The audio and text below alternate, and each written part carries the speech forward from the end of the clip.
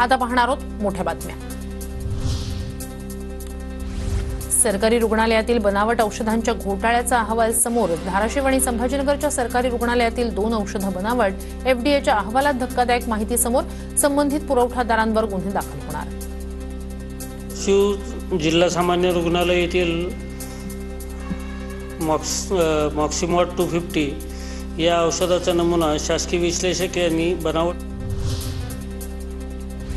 राजकोट किल्ल्यावर शिवरायांचा पुतळा उभारण्यात येणार। ज्येष्ठ शिल्पकार राम सुतार, अनिल सुतार यांच्याकडून पुतळ्याची निर्मिती।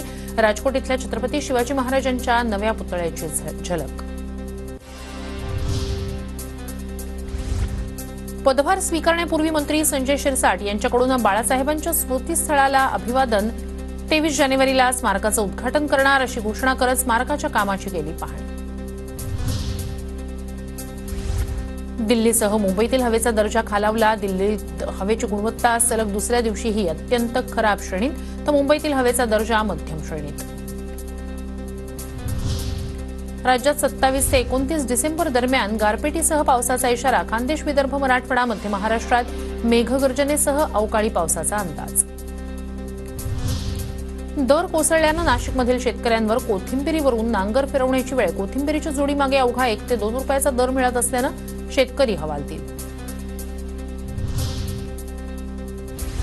नवीन वर्षात ठाणे जिल्ह्यातील महापालिकांचं पाणी महागण्याची शक्यता। वाढता खर्च आणि वाढलेल्या वीज दरामुळे प्रशासनाकडून हालचाली।